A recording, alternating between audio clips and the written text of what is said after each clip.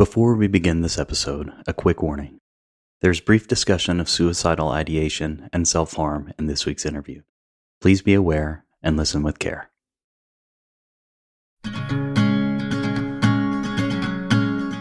One of the things that I'm working on with my daughter a lot is to remind her, because she said a few times, what am I going to do when you're gone? Mm-hmm. What am I going to do? And I said, honey, I've been with you for 19 years. I am in your head. And whether, for better or worse, these words are in your head and they will be in your head forever.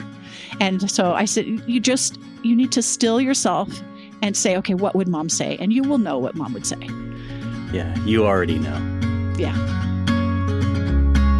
This week's interview is a special one for me. In April, Becca contacted us through our website, saying that she'd like to talk about telling her story on the podcast. Since her diagnosis, she'd been struggling with her feelings about her illness and about mortality, often feeling alone and like she wasn't allowed to voice her thoughts and opinions. And then she found Dying to Tell You through a Spotify search. I love that Becca saw that Dying to Tell You was a place where she could be validated in her feelings and safely and openly share her story. Each guest and each story is unique and has something for us to learn. So thank you, Becca, for seeking us out. This is Dying to Tell You.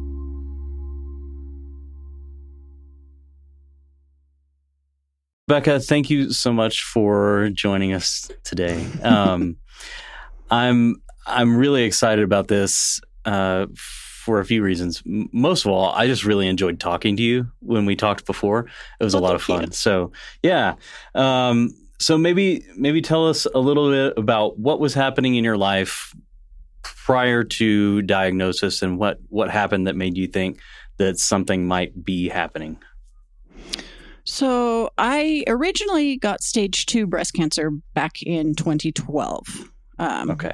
I was diagnosed at the age of 34. So that came as a big shock. My doctor found that, and I went through the whole treatment and everything, and then was in remission. And I was always under the impression that once I hit the 5-year mark, then I was good to go. And so, I hit the 11-year mark in 2024 and figured I was definitely good to go. But I was having some really bad pain in my side. I had my gallbladder out in 2018. And so now we're in 2024, similar area, some issues there. So I went to urgent care and I was really, really sick. And the doctor told me that... Really, really sick. How? Well, just in a lot of pain. I was in a lot of pain. Okay. And, doubled over, had a hard time standing up. So when I checked into urgent care, they thought it was probably appendicitis or something like that. So they did the ultrasound. Nothing was wrong that they could find. And the doctor told me that I likely had the stomach flu and to go home. And I said, no, I've had the flu before. This is not the flu. And, she kind of rolled her eyes and she's like, fine, if you want, we'll do a CAT scan, but I can't guarantee the insurance is going to cover it. And I'm like, this kind of pain, let's do the CAT scan. We'll pay for it if they don't cover it. And of course, I had to wait for they were really, really busy that day and very short staffed as usual. And so it took a couple hours for them to come back to the room. And I actually got the results on my chart before she came back into the room. And I pulled it up and it said metastases to the bone, to the spine, and to the hip. And I was just, I look at this and then she walks in the door.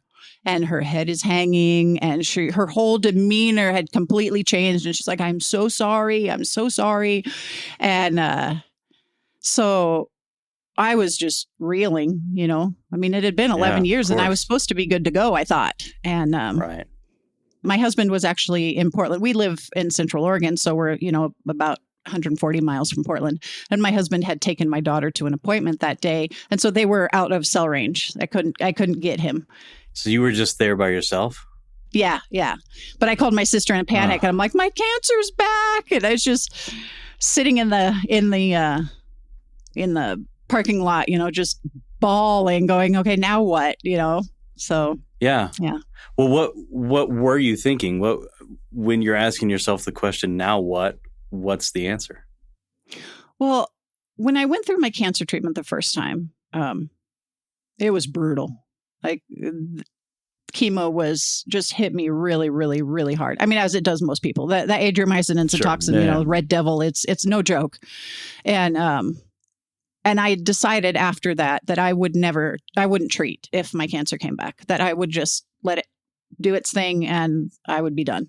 And I had watched my husband's cousin at the time going through, she had stage 4 cancer, and I watched her and I kept telling my husband over and over and over, this is why, watching her and how sick she was through the treatments and everything. I said, this is why I won't treat. I won't put myself through that.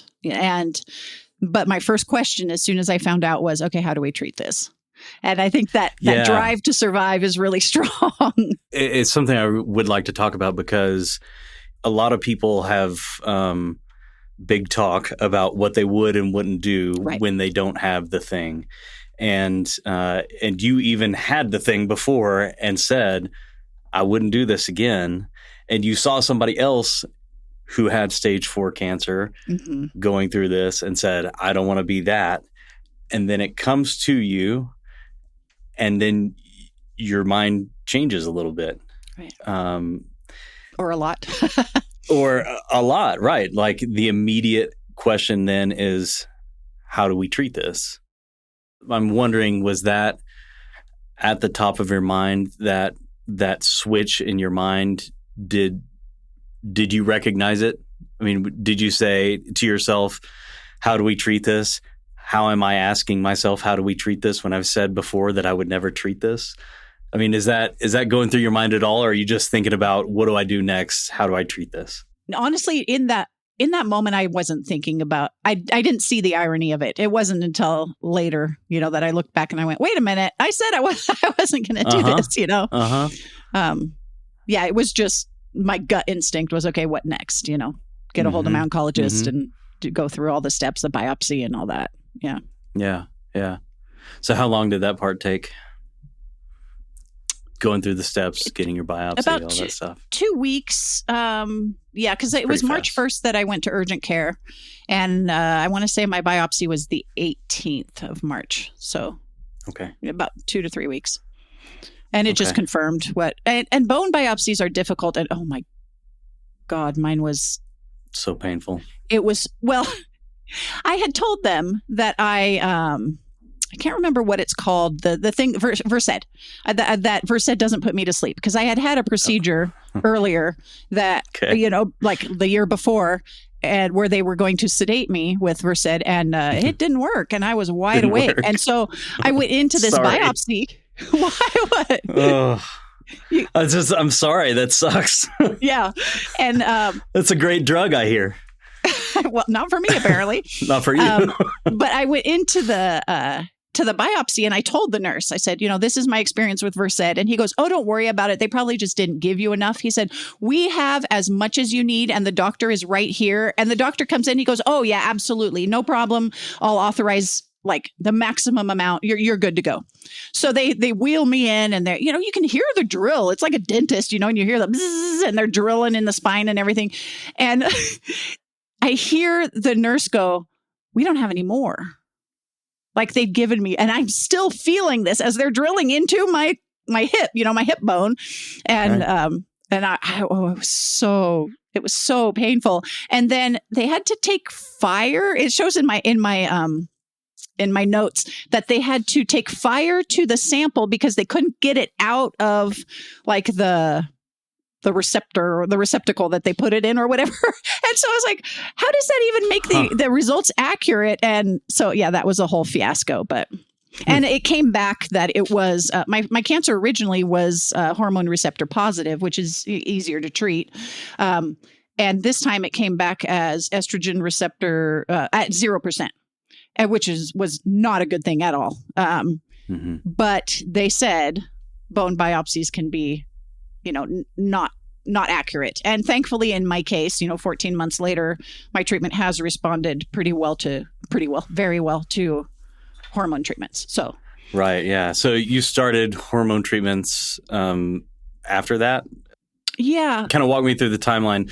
you got this diagnosis, presumably that it's not receptive to treatment. Right. Because it was previously estrogen positive, and the fact that the biopsy showed that it was 30% progesterone receptive, or I don't know exactly the terminology, but basically that 30% of it would respond to progesterone and 0 to estrogen. They're like, well, we'll try for the progesterone part at least. And so and then they said, if the treatment doesn't work, then we can change gears and go for a, hormone receptor negative, but we're going to pretend it's positive. And thankfully they did. Okay. So we don't have the best medical system where we're at. We have a monopoly. You mean the United States of America? Well, no, well, yes, but then there's worse. Okay. So our hospital system here has a monopoly, and it shows. They don't have to try because there's nowhere else to go. So my oncologist, when I was doing my follow-ups, over those years when I was in remission, she actually told us that she didn't trust the hospital system that she worked for here in Central Oregon. And Gotcha. she sent my screens, my imaging, to OHSU in Portland because she didn't trust the department here in Central Oregon. And so going into my cancer treatment, I'm going, wait a minute, I don't know if I trust, I want a second opinion. So I was able to get one from UCLA. I didn't have to go down there. They were able to do it virtually. Oh, nice. And she confirmed what the doctor here said about going ahead with the hormone receptor positive treatment. And so I ended up getting some palliative radiation because I was in a lot of pain. Just standing, sitting, anything like that I was in a lot of pain. That turned out to be a nightmare again. Just the radiation department. I just felt like a slab of meat on the table. Like they just, yeah. One of my sessions was on a Friday night, and I could tell that all they wanted to do was get out of there and go play. And they were rushing through things, and they would completely uncover me. And I'm laying there, stark naked as these guys, men, women, everybody's walking through the room. And it was just a lack of courtesy. And I felt really, really frustrated, but it was only 5 sessions. I got pretty sick from the radiation, but it did in the long run help with the pain and everything from the Mets to my spine. They also suppressed my hormones because I was perimenopausal at the time. So they needed to put me into menopause. And so they did that. And I have chronic migraines. So my migraines are like, yay, we get to have a party. And so those got wrecked up. And it was really a miserable, miserable time. I can't remember what happened, to be honest. I think it might be because they miscounted my vertebrae. There was some mistake that they made where I was like, I don't trust them. I really don't trust them here. Because they said that my cancer was on my T7 and it was actually on my T9. They counted it wrong. And so when I went into radiation, there were some issues there because they had to recount. And so we decided that it was worth driving 140 miles to Portland to get some care. And which is what we've been doing since. And I am beyond thrilled. I go to the Franz Cancer Center in Portland. They have such a great cancer program there. My oncologist is phenomenal. After a while, after I was on the chemically suppressed hormone, into menopause, they decided to take my ovaries out. I'm 47. I'm not going to need them anymore. So we did that. And in October, I had my ovaries removed. But I developed really severe joint and bone pain. And it wasn't from the meds. It was from the treatment. It was from the lack of hormones because, the surgery brings my hormone levels down into menopausal level. But apparently the body, if there's no estrogen in the body, it will take the other hormones and turn them into estrogen. And our body always has other hormones kind of hovering around. And so that's why they give the aromatase inhibitors to get rid of those hormones too. So like your hormones are menopausal level, and then on the aromatase inhibitor, they're even lower than that. And my body did not respond well to that at all. And I ended up in a wheelchair. I couldn't bathe myself. I couldn't reach back and, wash my back or anything because I was sobbing from the pain. And that's when I met my palliative care doctor at Franz Cancer Center. And she is incredible. She has changed my life. Like I honestly, I would not be here if it weren't for her, because I would not have been able to tolerate the treatment, and I would have given up before now, a long time before now. And she has walked me through a lot of different medications. I don't, again, I'm just really sensitive to medications and to the side effects. And so, I can't tolerate morphine. I don't do well on opioids, but she put me on buprenorphine, which is a medication that they use for drug addicts. But it can tampen down the pain without giving all the side effects that a lot of opioids have. Finally, I was like, oh, this is working really well. And I developed an allergy to the patch, to the adhesive. Oh, jeez. Okay. Yeah. So we had to figure all that out while we're trying to figure out the pain component. I needed to start on a CDK4/6 inhibitor. I don't really understand it all that much, other than it affects the way that cells divide, and it kind of it gives an extra boost to the cancer treatment. It's kind of a newer treatment, but it's what they put stage 4 cancer patients through, what they have us do. And okay. I was really leery to take it, but I was like, okay, I'll give it a try. Why were you leery? Lots of side effects. And I was concerned because, I've been in this body for 47 years. I know that if, I tend to be that person who is like 1% of patients get this. I'm like, that'd be me. So I was really concerned about how I would react to it. And I didn't, even though I was treating, I always said quality over quantity. And I still, I've been consistent with that. And I let my doctors know that up front, that when I didn't feel like the treatment was worth it any longer, I was going to call it. Like, I wasn't going to jump through all the hoops just to be able to take another breath if my quality of life was not good.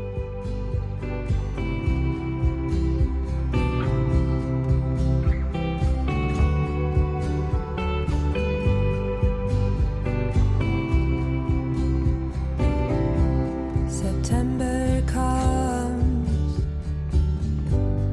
summer is gone. Do you think of me when you're trying to sleep? I'll admit you're getting pretty hard to miss. When you're telling your doctor that, what is quality of life in your mind? Like, what is there a threshold there for you that is very clear, or is it kind of I'll know it when I get there thing? That was something I really wanted to discuss. I thought it was going to be clear. I thought that I would just know, that I would know, okay, this isn't worth it, or, this is worth it. And it is not. And I've been doing this for 14 months now, and I'm wrestling with that. I'm really wrestling with what is a good life. And I thought it was ironic. You had interviewed Bob, I think his name was. Yeah, Bob. And I chuckled at that podcast, because he said, if I ever get to the point where I can't drive, that's a deal breaker for me. And I thought, I haven't been able to drive since they put me on the aromatase inhibitor, like from the very beginning of my treatment. That's a high bar. That is a very high bar. And I thought, I've felt like a wimp through all of this. I'm like, all these people, they go through these horrible treatments, and I'm not willing to do that. What's the matter with me? But to hear Bob say, oh, if I can't drive, then my life is not worth it. And I was like, whoa, maybe I am willing to put up with more than I realized I was willing to put up with, or more than that some other people would be willing to put up with. So I didn't have, and I still don't have a clear, okay, if I'm sleeping 16 hours, then I'm willing to still do it. But if it hits 17, then no, I'm not. There's no clear definition. And I wish there was, because, you had mentioned, and I don't know if you want to tie it in here or talk about it later, but you had mentioned that you had read where I'm at in my treatment. I have currently decided to take a vacation, is how my doctor put it, from treatment. I'll be taking two months off because of my scan is completely clear and has been clear from my very first scan after I started treatment. So it's been clear since August of 2024. Okay. No sign of active disease. So there's still the scarring from where my metastases were before. And there's no such thing as remission for stage 4. So they always assume that the cancer cells are in there. They're just, it takes over 1 million cells for a PET scan to light up. So right now I don't have 1 million cells in one particular spot. So they're not lighting up anywhere. But, I'm not, they won't say I'm in remission. Like, I'll never hear those words. But you were talking about what my criteria is. And I have talked to my husband about it. I've talked to my daughter about it, and my therapist and my sisters, really put a lot of thought into, is this worth it? Because I am at the point where on an average day, I will sleep 14, 15 hours a day. And I wake up feeling exhausted. And, I'm on the buprenorphine. I'm on oxy around the clock. I'm doing physical therapy, and I still hurt. And so I'm tired. I'm really, really tired.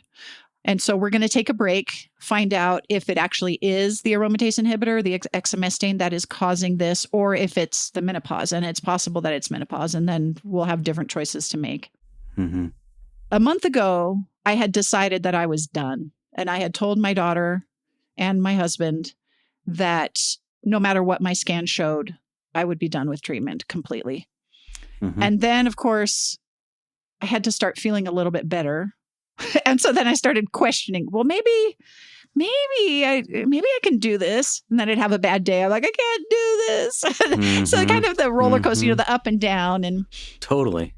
But having the blessing, so to speak, of my doctors to take this vacation and having them feel like it's not really very dangerous for me to do that. If the cancer does return, we can zap it again. I can go back on the treatment that I've responded to.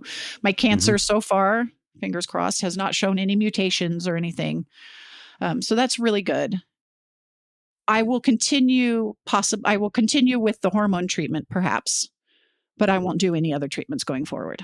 So that is firm. Like, once my cancer mutates and is not responding to the aromatase inhibitor, I will go on hospice and I will be done. And again, I am aware of human nature, and it may be that when they tell me, okay, it's time, and I'll be like, no, I'm not ready. And that's something that I've been consistent with for the last several months. The options that I have, the lines of treatment, I will likely not respond well physically. The side effects will likely be similar to what they were in Kisqali. And my reasoning on that is, every time, like with the Kisqali, I went on it, I was sick. And not only was I sick while I was on it, but then it took a month to 2 months for my body to recover. And so I took the time that I could have been feeling good, and I was sick trying this line of treatment. And so I don't want to waste all of the time that I have left trying to find a med that I might possibly not get sick on. Yeah, but it's a really difficult thing to kind of think through and process through, because you might find something. The next drug might be the one that you could be on for a little while, and it could give you some good quality life. I can imagine really easily being talked into, well, why don't you just give it a shot? Just give it a shot. It's fine. I fully support anyone's decision, but your decision in particular, to say, after this, I'm not doing it anymore, because I know what this is like. And I would also 100% understand if you got to that point and said, well, what have I got to lose? Give it a try, To your point, you have, a couple of months of good quality, non-pained life, perhaps, to lose. It's just such a difficult spot to be in. And it's, some people do have that line in the sand, but I think most people get to that line and just kind of take a little step over the line and just to see, Right. like for Bob, I don't know if the end of his life was because he wasn't able to drive anymore, but I can imagine when Bob got to that point of not being able to drive himself, he probably thought, well, I can't drive, but I can still get around and I'm all right. Maybe I can take an Uber, when I want to go somewhere, right. Yeah. Maybe I could just give this a shot. That independence maybe isn't quite as important as living a little bit longer might be. Yeah. It's such a difficult thing to kind of work through. And I hear this a lot from healthcare workers who work in these fields, and they're like, this is something I would never do. I would never do this. I would never do that. I would never be intubated. I would never go to the ICU. And, it's fine. And everybody's allowed to talk as much as they want. But it's easy to say those things when it's not you in the bed, and it's not you in the waiting room. It's not you waiting to get your results from a scan. And it's not you looking at the end of your life. And so there's a lot of judgment from people who aren't in the position. So I can just appreciate how difficult that weighing those things is. Well, it's funny that you mentioned that because one of the things I have a pulse, the instructions that you give to the emergency personnel saying what you do and do not want, and I'm a DNR and I don't want any of that stuff, but I've been having heart issues. And we went to the ER the other day. It was back in May, so 2 months ago. And my heart, and, we didn't know if I had a pulmonary embolism or all this. And I thought, damn, my paperwork says that I don't want to be resuscitated. What if I don't go home today? And I think when it's theoretical and you're like, oh, I absolutely do not want them to shock me. But then it's when it becomes, today might be my last day. It's a lot more difficult to say, yeah, I don't want that. Right. And I'm still a DNR and I still don't want that. But it did make me second guess my decisions in that moment. I was like, oh, I don't know, dying in theory is one thing, but something more.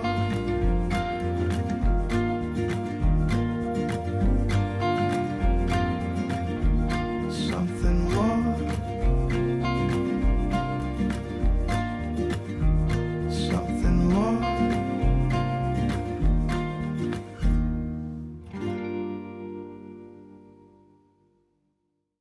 I see it over and over again with people of faith who say, "Oh, when I die, I'm going to go and I'm going to be with Jesus," and that's what they believe, and yet they're still working really hard to stay here. Yeah. So even the most optimistic dyers are the ones that they still want to continue living. So, just the seesaw and the moving of the goalposts, I think, especially these days in our society, is seen as lacking of integrity or something. But I find it to be the most honest thing is, if you'd set this, I'm definitely not going to do treatment, and then you felt like you had to stick to that because you'd said it one time, well, you would have missed out on this. What, 12, 14, 15 months? Yeah. Yeah. And I mean, I know that some of the 15 months hasn't been great, but some of it has been great. Oh, yeah. Yeah. And honestly, there's been a big shift too. When I first got sick, when I first found my cancer the second time, there we go. When it came back in 2024, last year, I started meeting with with one of the social workers at the France Cancer Center. I had an incredible therapist before my cancer returned. And unfortunately, she and I both realized that she was not qualified to be a therapist to someone who is dying. That wasn't her specialty. Mm-hmm. She did incredible mind body work with me, helped me to, deal with the pain from my chronic migraines and get my life back and, go back to work full time. She was incredible with that. But when it came to dealing with actual cancer in my bones and how to deal with that, anyway, so we ended up parting ways, and I started seeing Michelle at the cancer center. And one of the things that we worked on right off the bat was I didn't feel like I had anything left to offer. Like, why, if I'm going to be in bed all day, every day, I'm just using up resources. I mean, if you look at those explanation of benefits that you get from the insurance, they're literally paying hundreds of thousands of dollars to keep me alive right now. It is ridiculous. That Kisqali, $15,000 a month. Thankfully, we didn't pay it, but the insurance is paying it. Somebody's paying it.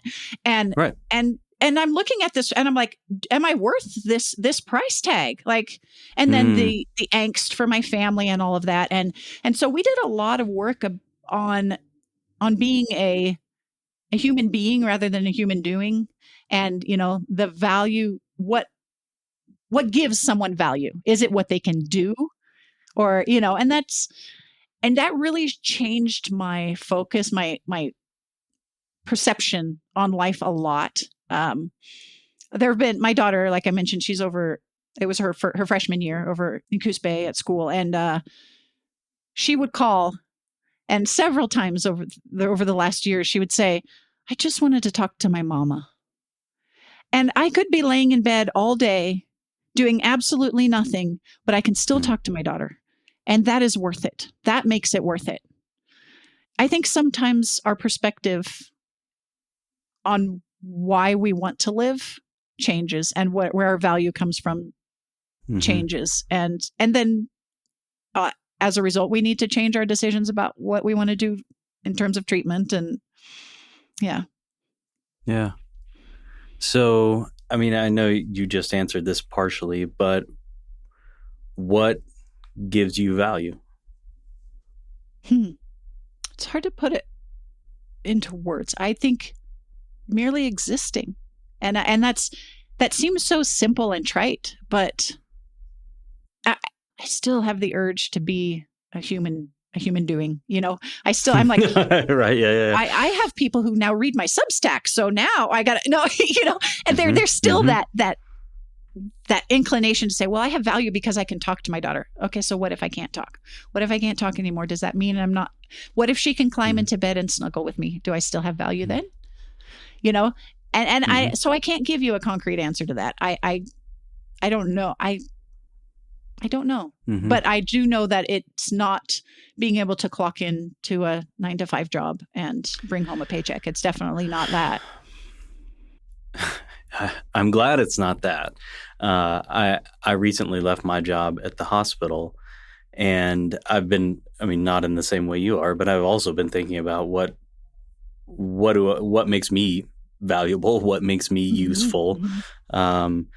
And not that useful is necessarily value, but right. there is some correlation, I guess, there. Yeah, existing, is there value in simply existing? I think yes. Just as you said before, your daughter calls and says, I just wanted to talk. I need that touchstone in my life just to be able to talk to my mom.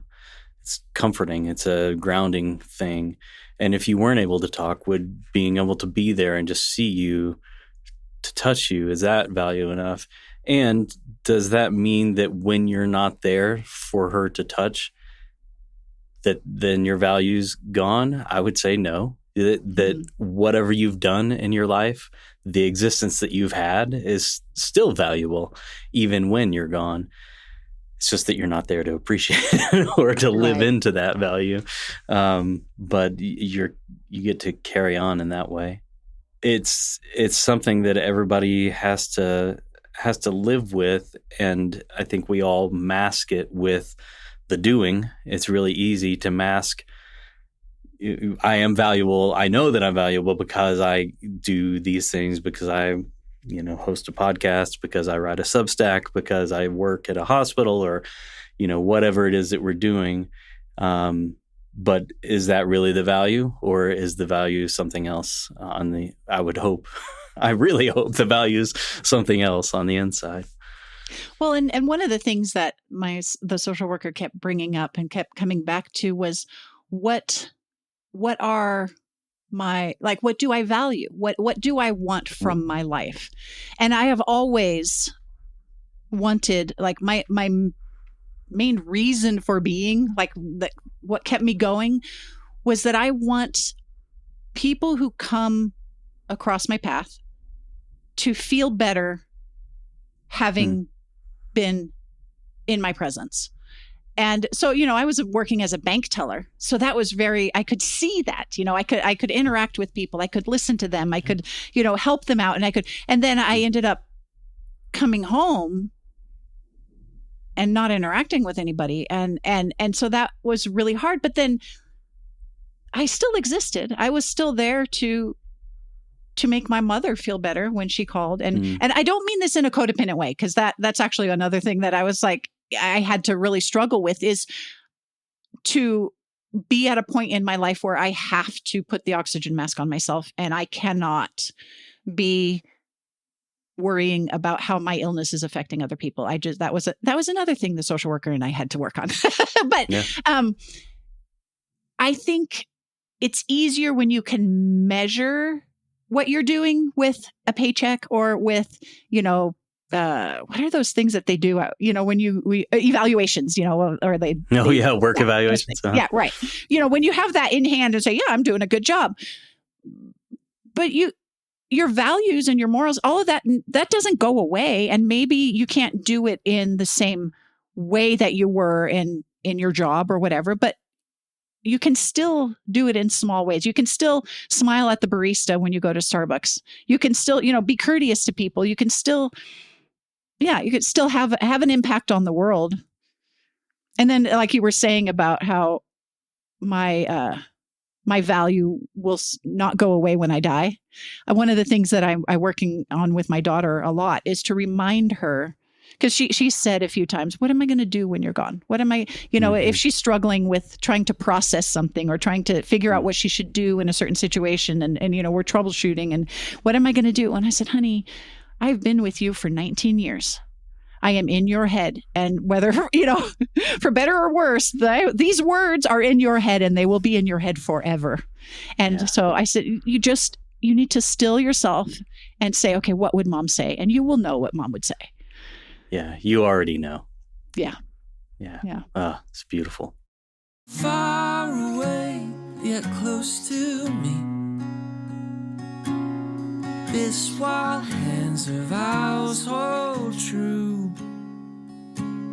How did we get from this free? I see it all when I see you. I see it all.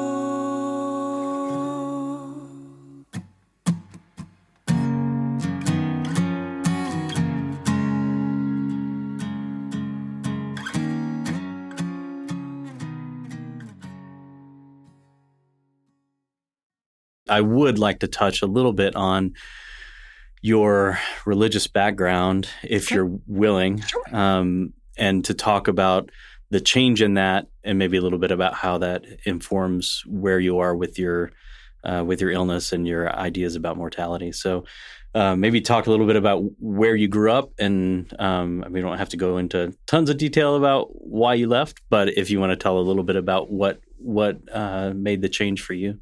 Sure. Give me just a sec, because I forgot to grab tissues, and I may need them for this portion. Give me just a sec. Sure. Okay. I may not, but just in case, they're there. Sure. Okay. So I was raised conservative evangelical. My parents would always say we're non-denominational, but their beliefs align pretty much with the Baptist beliefs. I was very devout. My parents were missionaries from the time I was 6 until I was 15. Changed, affected my worldview. We came back to the States, and I stayed in the church, and I was there whenever the doors were open.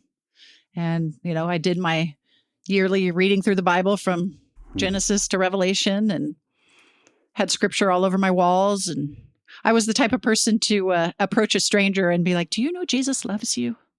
Wow. I was very, very passionate about my faith. I was too, but I was never brave enough to be the "did you know Jesus loves you" person.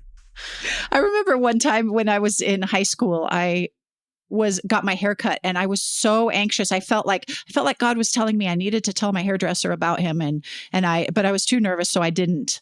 And I was sobbing at youth group afterwards, and I ended up deciding to write her a letter. And so I don't know what the hairdresser ever thought of that letter, but I sent her a letter explaining about God and everything. So that was yes, definitely. That's indicative of what was going on with you when you were in your teens. Yeah.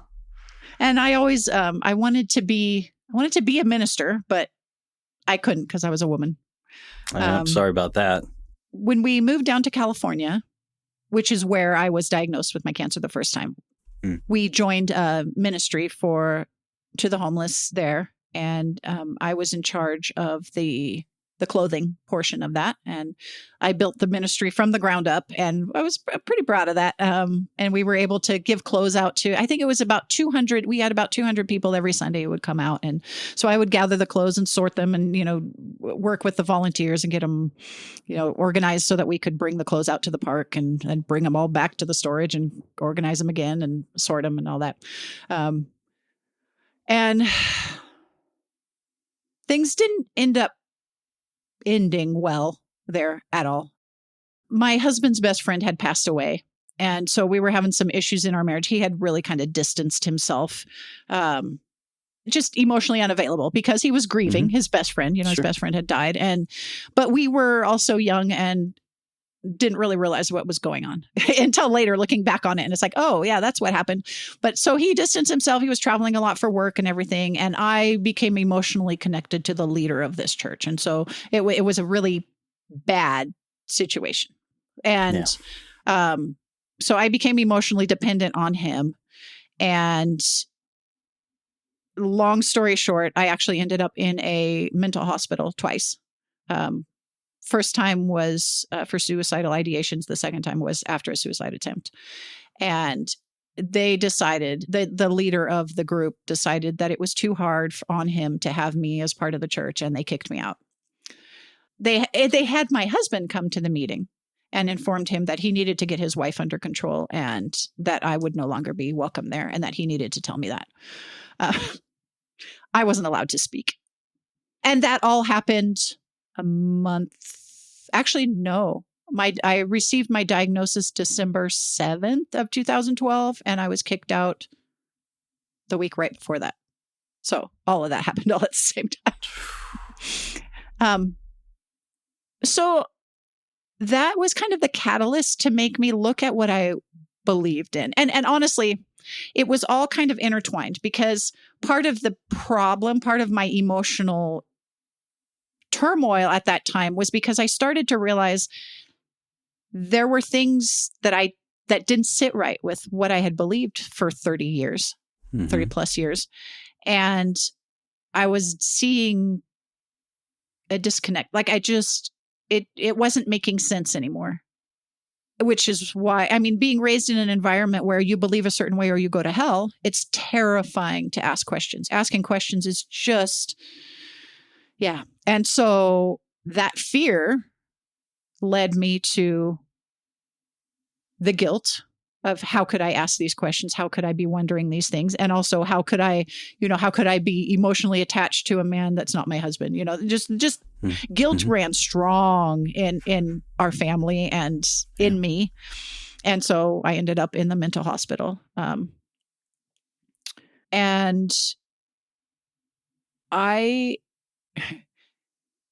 the cancer was a distraction, so to speak. It was like I was dealing with all of this mental health stuff. And then the cancer comes in. And my psychiatrist actually laughed at one point because I come to him, I meet with my psychiatrist after attempting to kill myself. And then I get kicked out of the church. And then I get cancer, which both of those things made me so mad. And I am extremely stubborn. And so I went from wanting to die to fighting as hard as I could to live. Because if I'm going to die, it's going to be on my terms. It's not going to be cancer's terms. It's not going to be anybody else's terms.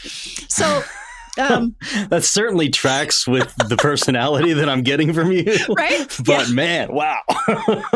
I started to give more and more voice to those questions in the back of my mind. I had always questioned, and I would be given the book, Evidence That Demands a Verdict and things like that, and I'd read it and I go, this is not convincing me. Like, this is not helping me. And I'm like, I need to check out a different book. Like, what's the matter with me? Like, this is supposed to make me strong in my beliefs, and it is not. And like, I just, and so I fought the cancer, and that was kind of my primary focus. And I kind of put the religious stuff. We didn't say religious. It's not religion. It's a relationship. It's not the same thing.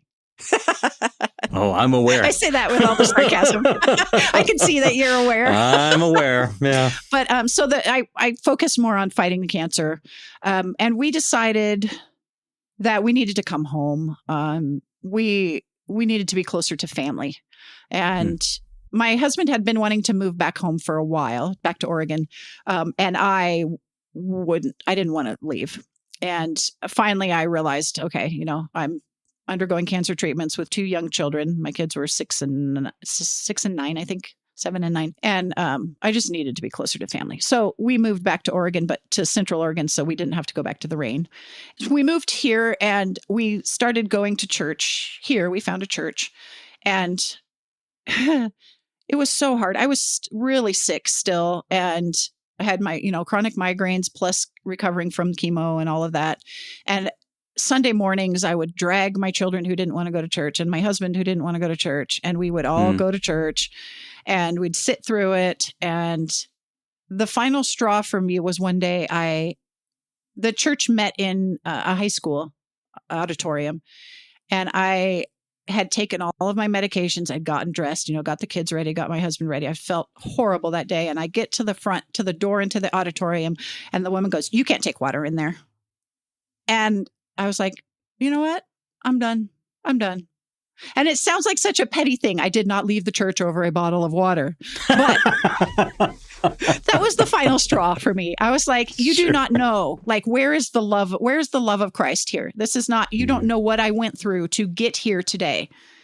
You don't know why I need that water. I need the water for the migraine meds that I'm going to need because the music is too loud and people wear so much damn perfume to church that it's like, oh my God, I can't breathe. And anyway, so I slowly allowed myself to really ask questions and to start tearing apart what I believed in. And I realized it didn't make sense. But I had to deal with that fear of hell. Like, that was really, really strong. And it took me several years to finally be able to say, I don't believe. And then I'm waiting, because I'm waiting for God to zap me and to be, and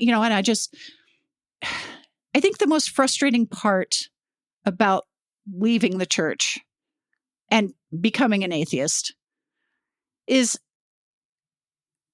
the misconceptions that some people of faith, the people that I surrounded myself with, and the beliefs that I used to have, of where people who didn't believe don't believe because they want to go out and they want to do whatever they want to do. They want to go out and have parties. They want to live in sin. They want to, and for me, that's not the case. I miss church so much. I miss the community. I miss the songs. I miss the hope, to be honest. But if you give God credit for things, you have to give him the responsibility for things. If you give God credit for a clear scan, you have to give him the responsibility for one that is not clear. And I'm not saying that, if there was a bigger being, that they might not have plans that we don't understand. But when I took a step back and I looked at the way that the world was working versus what I believed in, they just didn't match. I remember very early on in my time at the hospital, there was this Christian Scientist, I guess. The idea that this person had, his faith said that if you're having a physical ailment, there's a spiritual reason for it. And so the treatment then is not medicine, but the treatment is to do spiritual work to get rid of the spiritual ailment so that the physical ailment will go away. That kind of faith works really well when you are well.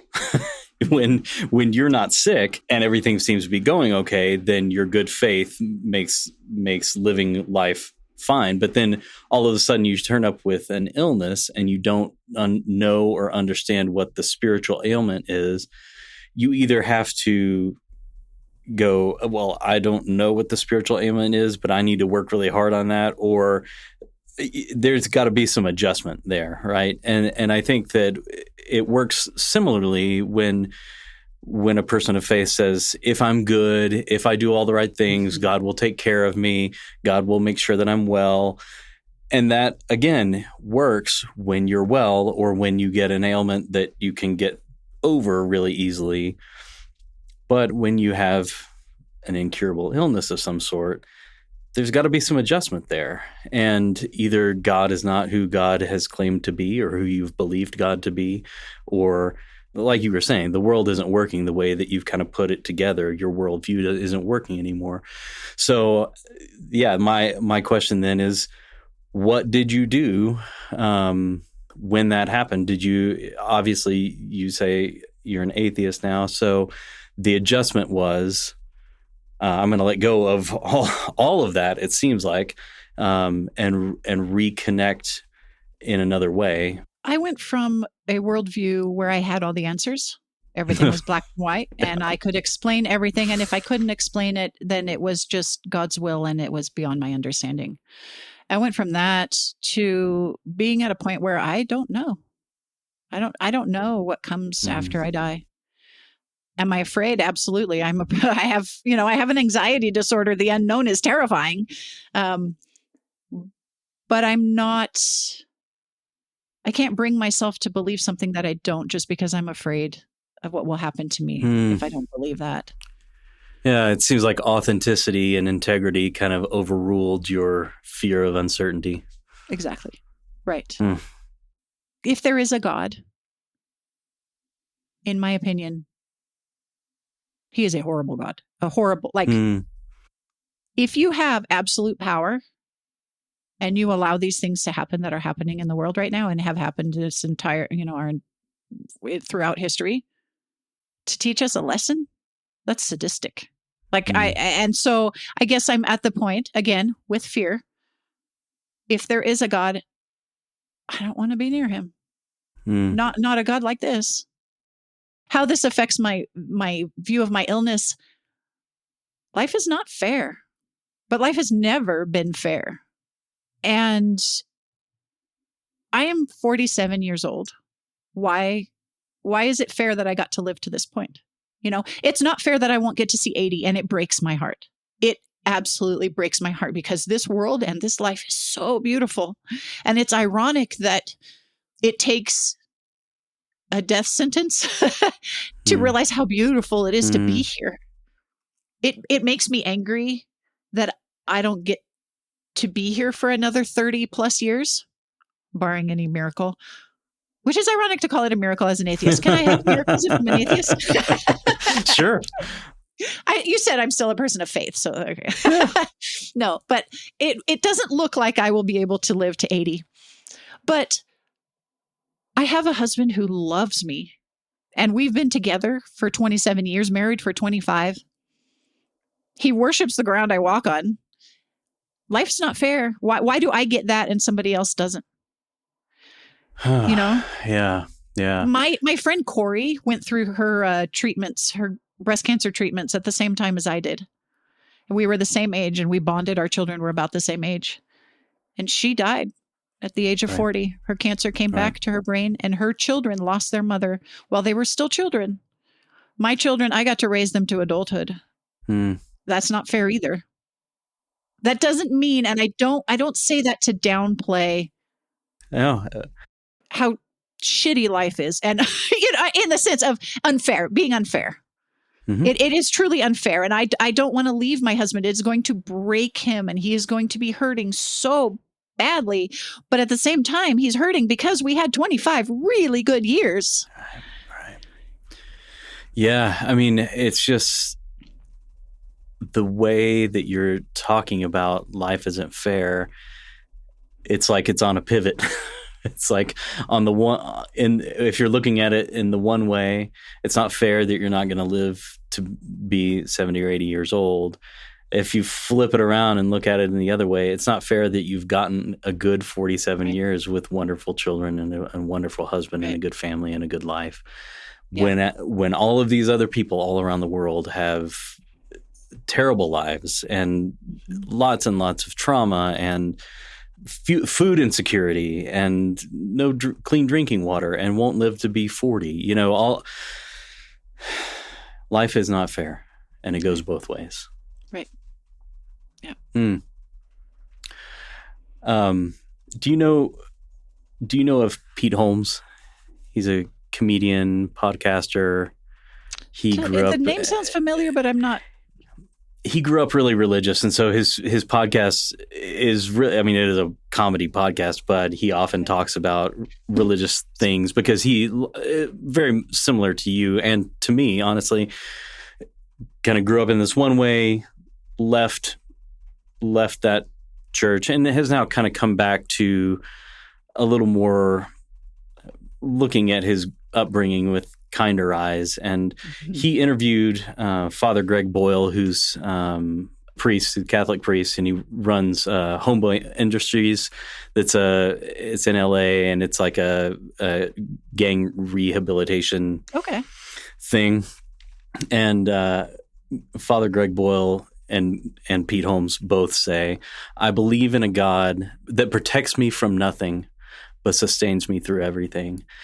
And that's a phrase that I had never heard before, and that's the kind of the way that Pete Holmes and I guess others have made sense of this idea of, if God is God, what the hell?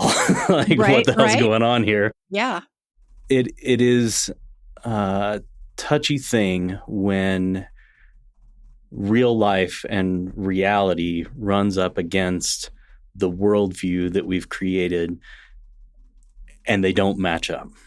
And I really appreciate your honest look into the worldview that you'd created and your integrity to be able to say, I've got to let go of that, and maybe throw it away and do something different, because I can't make myself pretend to believe, or I can't make myself believe something that is obviously not true. And I hope that when people hear this, they, one, will have compassion and grace for that, either people of faith or people who are atheists. I hope that they can hear this and say, this is a woman who has integrity and is trying to live authentically and to deal with the reality of life that has come really hard. So thank you for sharing all of that. And I really appreciate where you've come out, and I hope that it's I guess that's a good question. Maybe, is it working for you? How do you feel about it? Is it working for me? It depends on the moment. No, that's a fair answer. I feel freer and truly myself. Like I mentioned, I do miss the community, and that part isn't working for me as much. I find it a lot harder to find. I always made friends through church, and so making friends at the age of 47 without going to church is I find more difficult. So that part, but as for the world beliefs, I'm finding a lot more peace, ironically.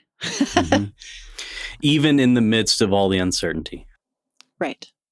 And it is, I am scared, but I think it's kind of like maybe, when you jump off skydiving. Yeah. When you have to jump off something when it's really, really high up, you're still scared, but you trust, and you take that leap. And that's kind of how I feel about dying as an atheist. It's like, I can't control it, but I cannot, and I've had some really honest and open conversations with my parents and because, they do believe that I'm going to hell. And I would love to be able to change my views and say, I believe what you're saying, but I can't. And I can't make myself believe something just because it would feel better or it would make somebody else feel better. And so is it working for me? Do I have a choice? Like, you know what I mean? It's like, I don't, I think I look at it more as, is it real? Is it true? Is it not? Rather than what do I want it to be? And because I did that for decades, I tried to force to make things fit into this box of, okay, this is what I believe. And so now we're going to take all of these facts and make them fit, rather than looking at the facts and saying, do they fit? And if they don't, why not? And where's the error? And where is, and it wasn't until I was in my 40s that I looked at that and said, oh, this box, the problem is the box, not the facts. Hey, I don't know if you're listening to the things I say. I've been thinking about how I let you down. Remember when I told you I thought that everything was gonna be okay? I wish I could go back, 'cause I changed every single word and every mistake. Still can't let you go.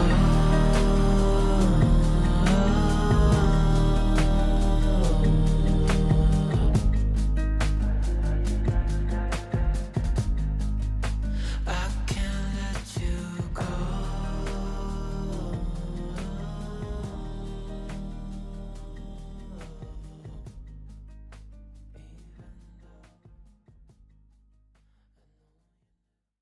I wanted to just put a plug in here because when we talked before, you said you'd found us because you were searching Spotify because you were feeling lonely or alone in your illness and in the way that you were thinking about your illness and your treatment. I think you said something along the lines of you felt like what you were feeling was not allowed. Not okay to feel the way that you were feeling or think the way you were thinking.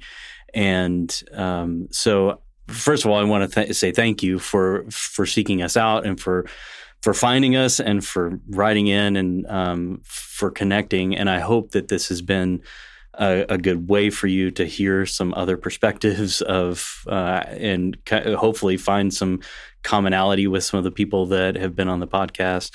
And I want people to hear that, however you are coming at your illness or your treatment, your whatever is going on in your life, it's fine. It's okay. You're allowed to have whatever thoughts and feelings you have in the moment. And just like you've done, Becca, change those feelings and thoughts however they change. And that's okay, because life comes at you and things change. It's not always going to be the way it is right now. And your ability, Becca's specific ability to be flexible psychologically, spiritually, emotionally. I don't know if you recognize this or not, but I think that this is probably why you're doing okay with all of it. Just your ability to say, you know what, I thought this, and I thought I was never going to do treatment again, but I'm here now, and I've changed my mind, and that's got to be okay. So thank you for sharing that. I want to wrap up. The last couple things. What do you think is going to happen when you die? No idea. Oh, over and out. Over and out. No, there's something on the other side. You don't know.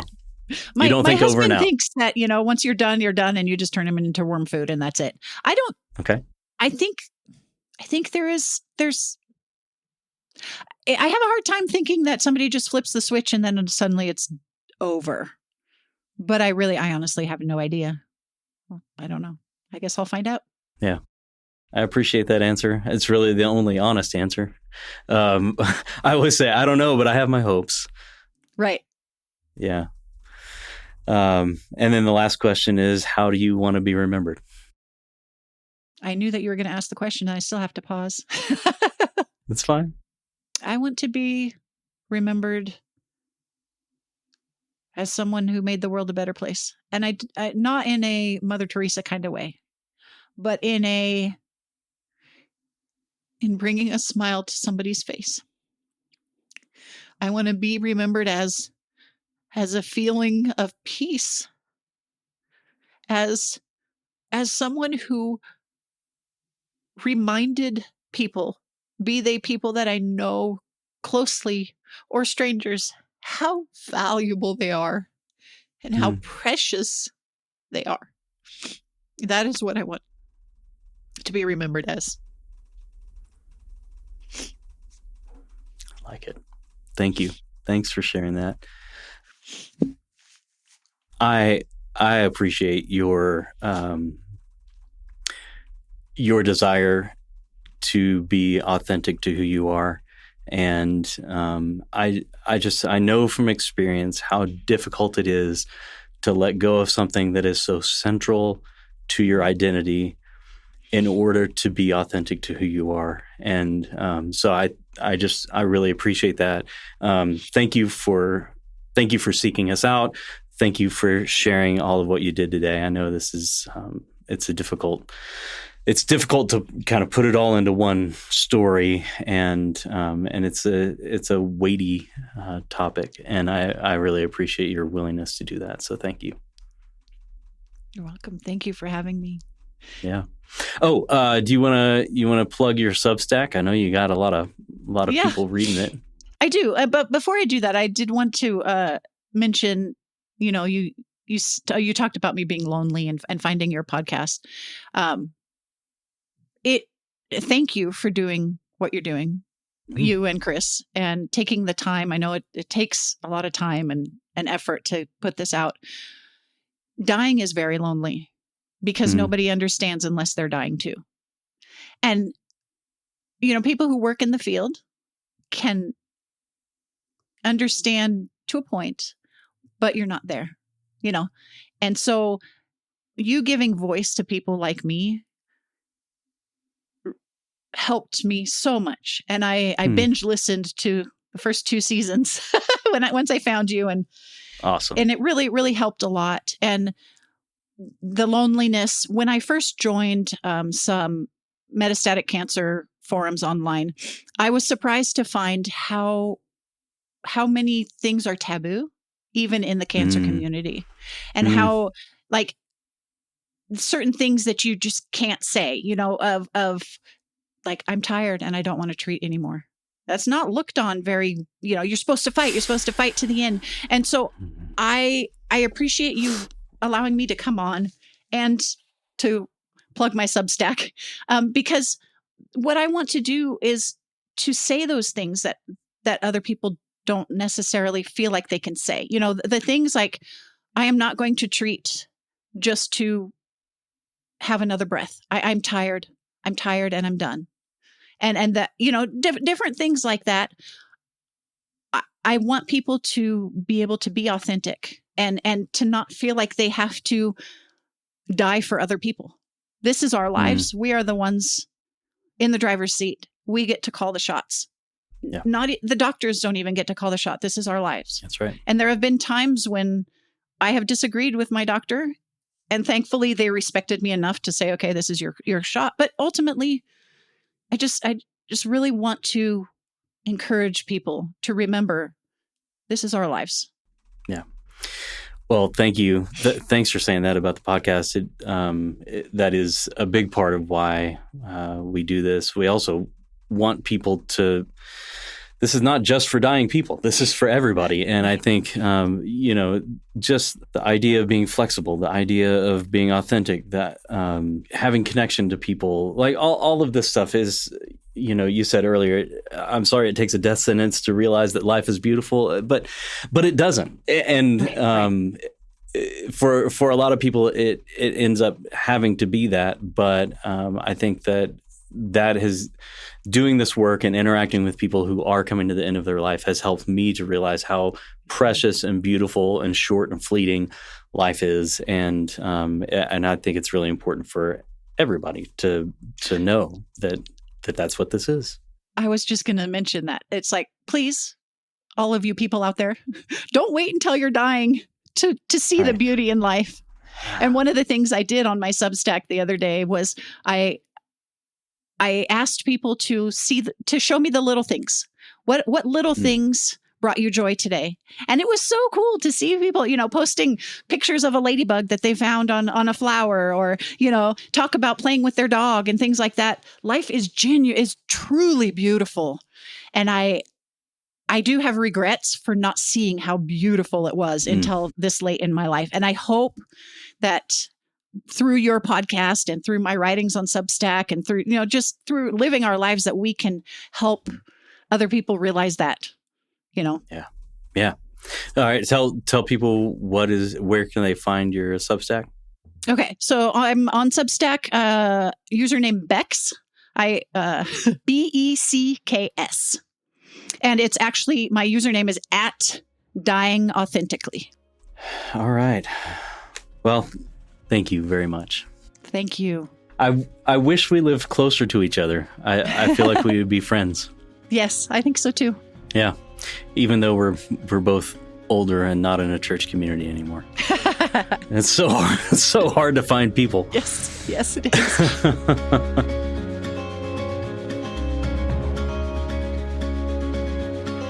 Thank you, Becca, for seeking us out, for sharing your story with us, and for reminding us that life is beautiful if and when we take the time to notice it.